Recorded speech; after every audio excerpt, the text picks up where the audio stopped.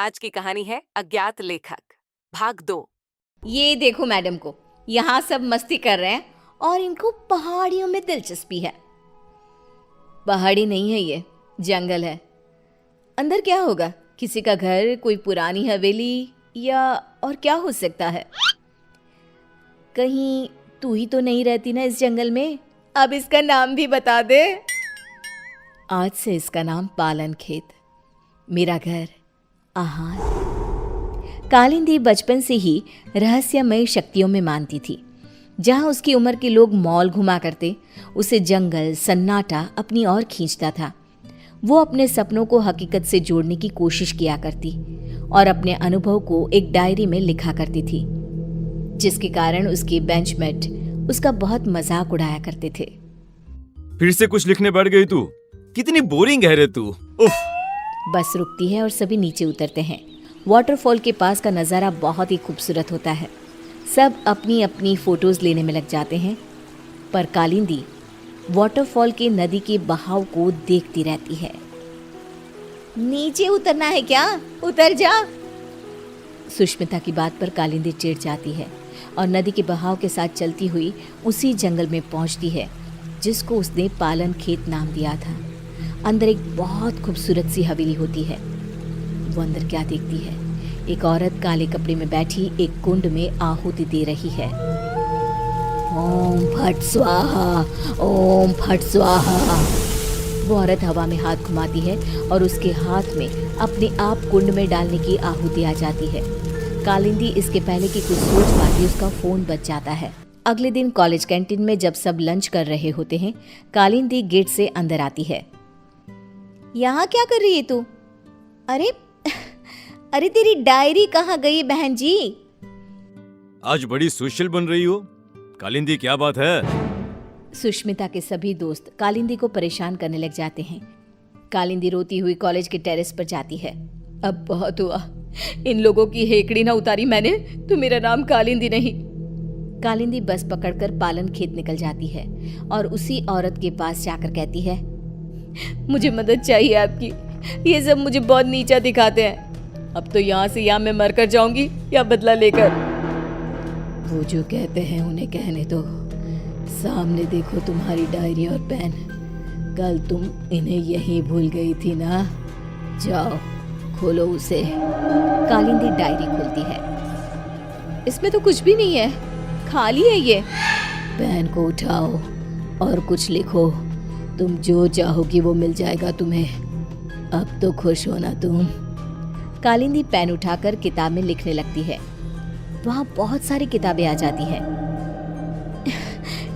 ये तो सच में जादू हो गया। तुम्हारा मन बहुत अच्छा है बेटी, जाओ अब खुश रहो। कालिंदी वापस कॉलेज जाती है और अपनी ही धुन में मगन हो जाती है। उसकी खुशी बाकी लोगों से बर्दाश्त नहीं होती और उसके पीजी के कमरे के बाहर सभी ताका झाके करने लग जाते हैं। अब क्या मांगू? चांद, छोटा सा चांद हाथ में कैसा लगता होगा ना? ये क्या बकवास कर रही है? सही में तेरा ऊपर का माला खाली है। तुझे ही देखना था ना इसकी खुशी का राज। चल अब।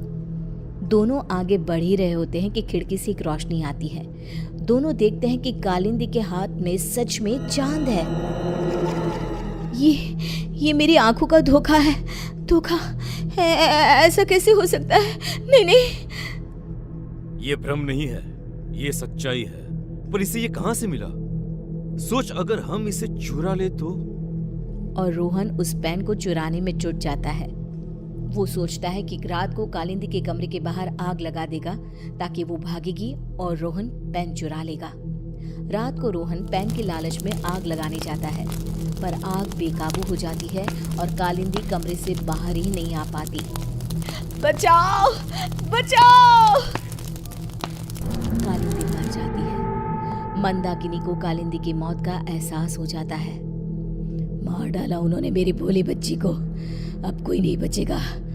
यहाँ आ बेटा, मेरे पास आ कालिंदी। कालिंदी की आत्मा वहां आकर अपना गुस्सा दिखाती हुई कहती है, हे सारी शक्तियों के देवता, अगर मैंने कभी भी किसी का भला चाहा हो तो मैं अपने सभी अच्छे कर्मों के बदले इंसाफ चाहती हूँ। इस अग्नि में अपनी आत्मा की आहुति देते हुए तुझे विनती करती हूँ कि मुझे एक ऐसी आत्मा बना दे, इतनी बुरी और शक्तिशाली, जो अपने गुनहगारों को तड़पा तड़पा कर मारे। ये कहकर कालिंदी की आत्मा आग में समा जाती है और आग से निकलकर कालिंदी के गुस्से से पैदा हुई आत्मा उसके पैन में समा जाती है और फिर शुरू होता है मौत का खेल। सुष्मिता अपने कमरे में सो रही होती है। रात को उसका फोन बजता है। It's me, Rohan. दूसरे नंबर से कॉल करना पड़ा। तुम कॉलेज के पीछे वाली पहाड़ी पर आओ, मुझे तुम्हें कुछ बताना है। इसके पहले कि सुष्मिता कुछ बोल पाती, फोन कट हो जाता है। सुष्मिता नाइट ड्रेस में ही भागते हुए कॉलेज के पीछे की पहाड़ी पर जाती है। जंगल की धूत अंधेरे में दिखता है वो चमकता हुआ पेन। मान गए रोहन, तुम्हें आखिरकार पेन मिल ही गया। सुष्मिता पेन उठाने जाती है कि पेन में से कालिंदी की आत्मा बाहर निकलकर सुष्मिता को पहाड़ी के ऊपर से नीचे धक्का दे देती है। ये तो बस शुरुआत थी, सब मरोगे। और वही होता है, जिसने भी कालिंदी को दुख दिया था सब मर जाते हैं। पर आत्मा अब इतनी क्रूर हो चुकी थी कि वो रुकती ही नहीं। अब पेन और ज्यादा खून की प्यासी हो गई थी। एक दिन 16 साल का एक लड़का करण नदी के किनारे बैठा हुआ होता है। एक चमकती हुई पेन उसका ध्यान अपनी ओर खींच